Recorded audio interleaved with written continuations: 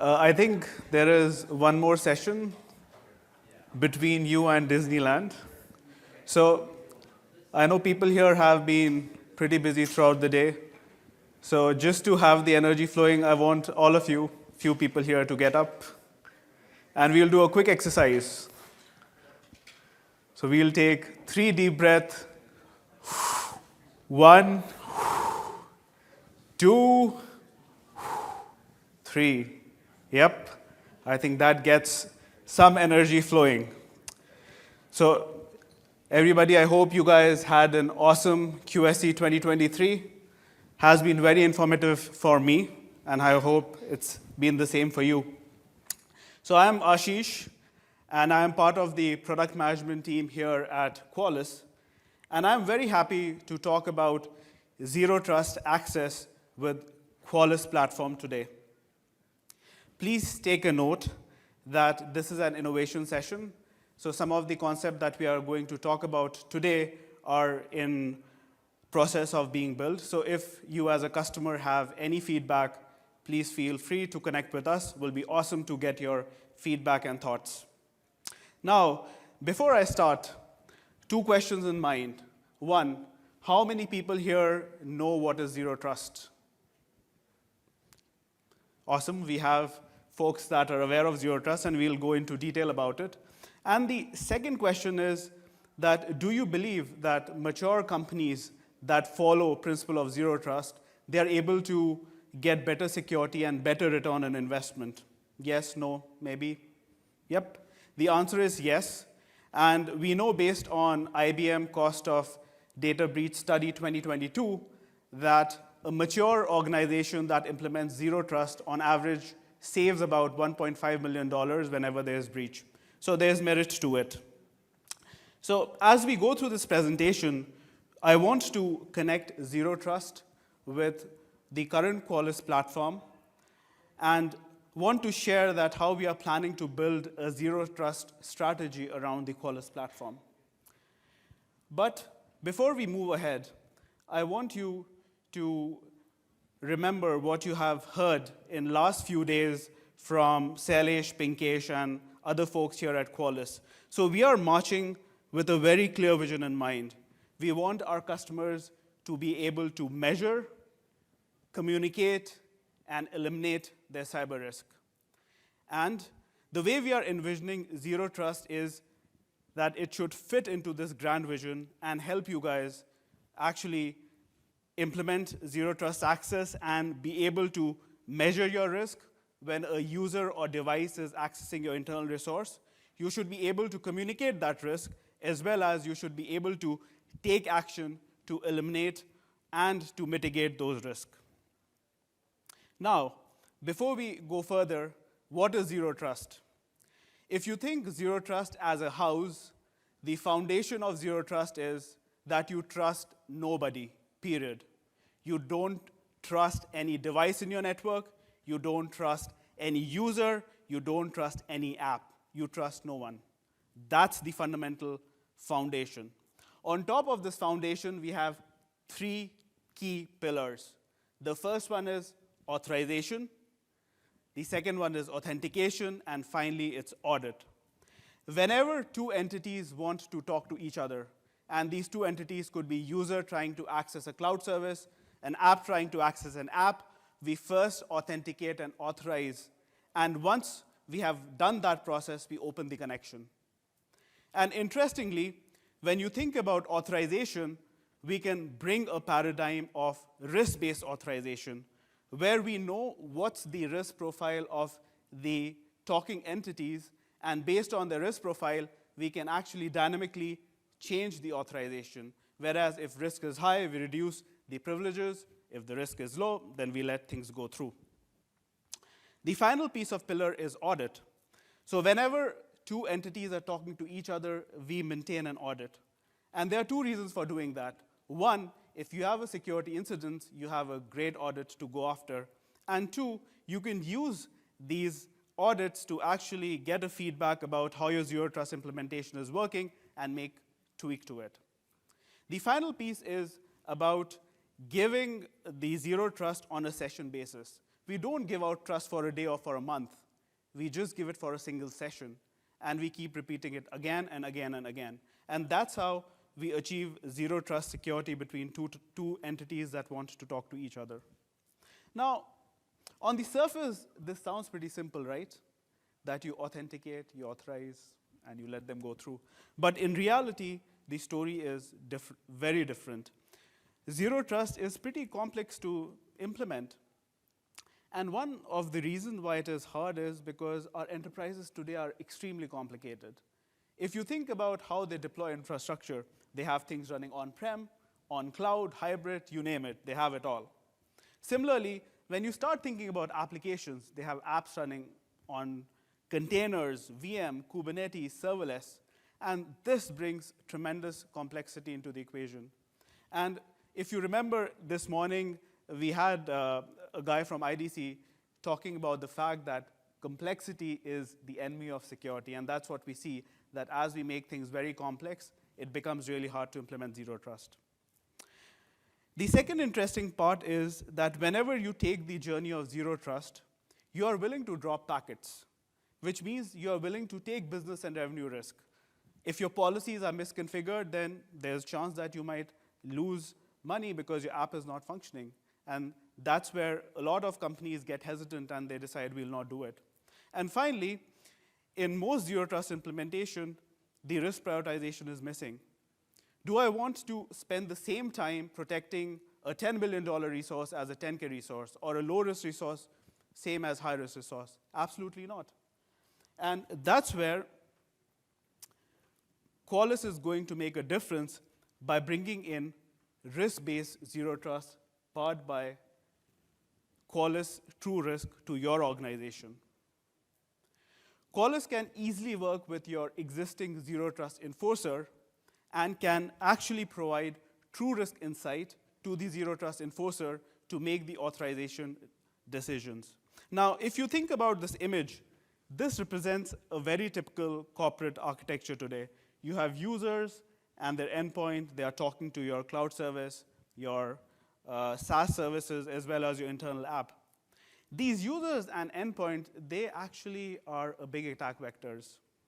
The device gets stolen, malware gets installed, and interestingly, these malware or malicious software are able to go to cloud and start downloading data, and that sometimes lead to leakage of very confidential data from the organization.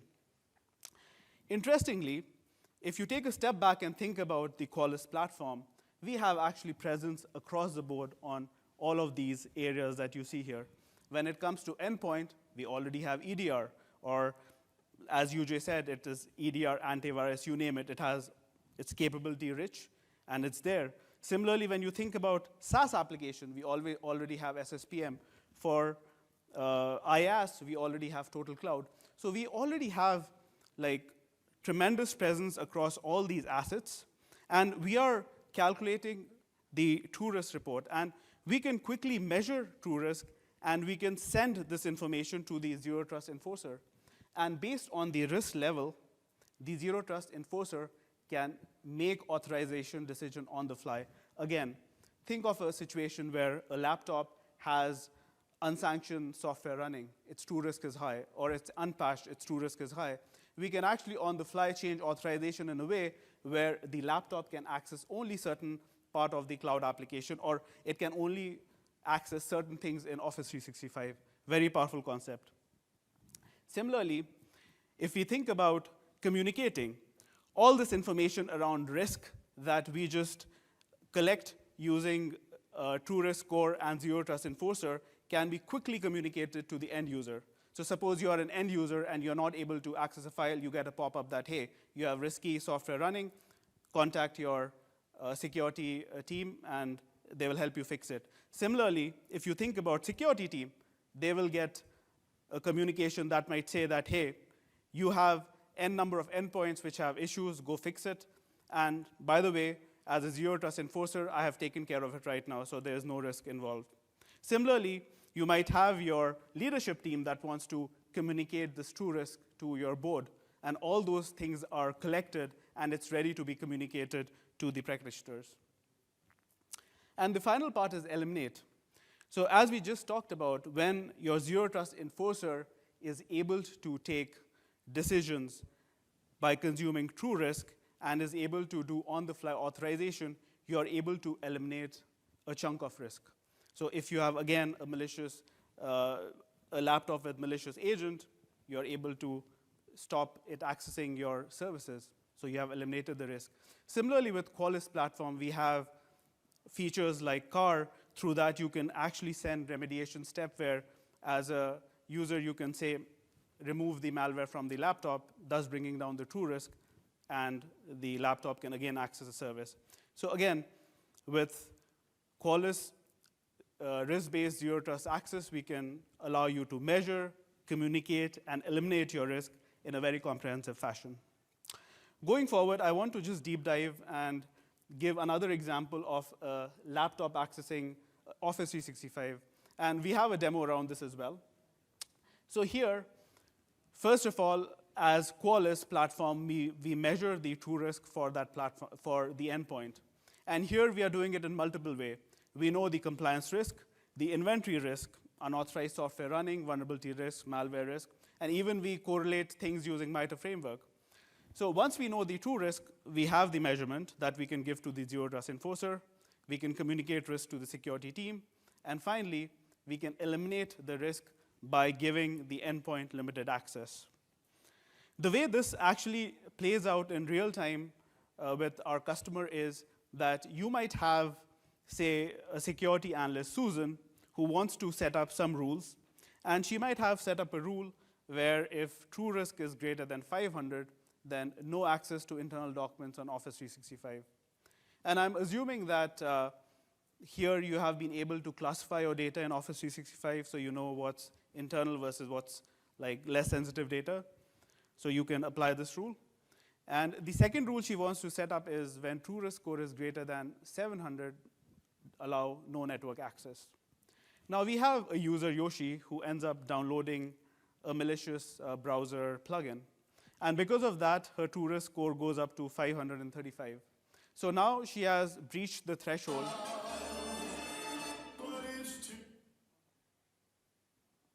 So now she has breached the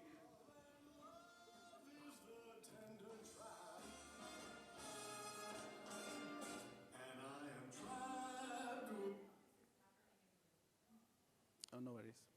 So she has breached the threshold. So she won't be able to access internal documents. She can only see the external documents, which are not like very sensitive.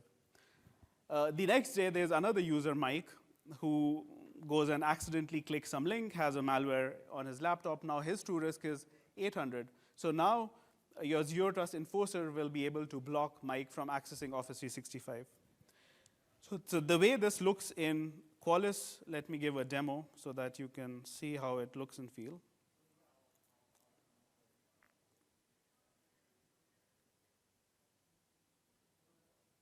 Awesome.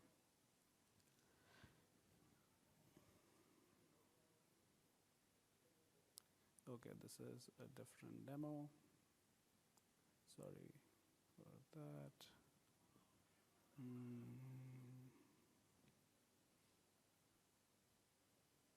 Okay, awesome.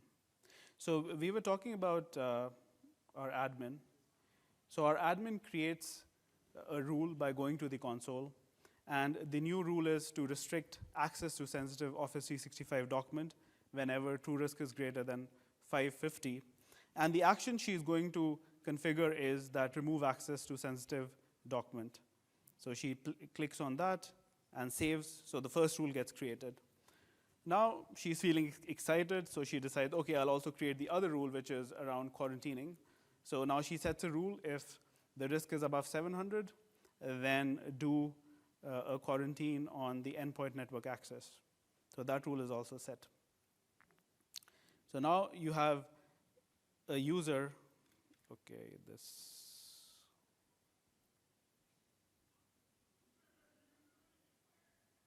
OK. So now we have the user, Yoshi, who actually has downloaded the malicious plugin. So as soon as she does that, her risk score is high. So that information is communicated to Zero Trust Enforcer, and through that, it's able to actually start taking action on this user. So now when this user logs in into her Office 365, she is only able to see external facing document.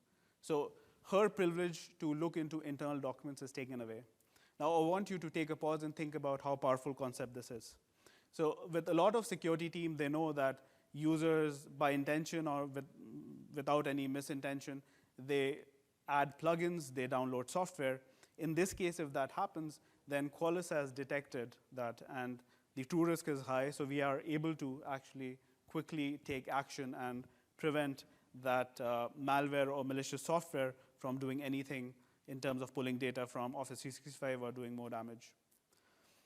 Now, when it comes to our admin, she also gets a notification on her console that, hey, access has been denied to internal O365 document due to risky software on an endpoint. So now the admin also knows that there is something going on. And when she clicks on this notification, she can actually reach out to the user to uninstall it via email, via phone, or via Teams, and go through the process of getting that uninstalled. Even she can trigger a CAR request from Qualys platform to do that. So once that happens, then the risky software is removed, and the user can now again access all the files now. Because the risky thing is gone, true risk number is low, the access is granted.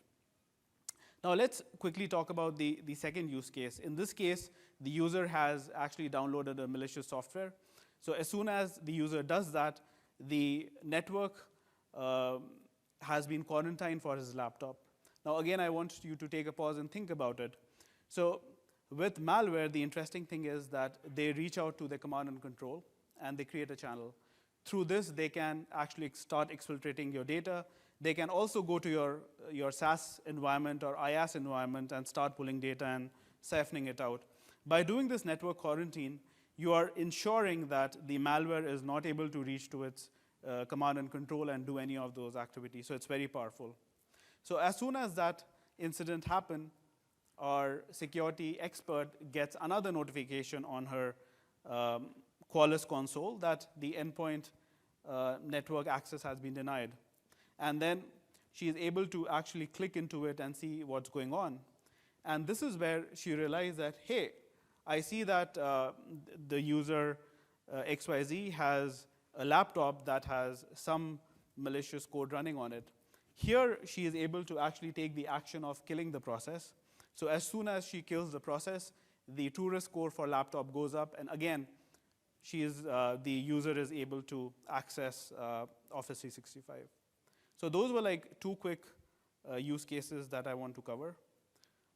So in conclusion, what I want to leave you guys with is that the future of cybersecurity, as we know, is risk-based.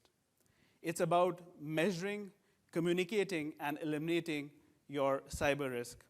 And Qualys as a platform has come up with this thread called True Risk, through which you can connect the silos of your security software. And also, this whole risk-based zero trust access, where you can give authorization based on risk of your endpoint. And by doing that, you can very quickly get a higher ROI on your security investments. Thank you.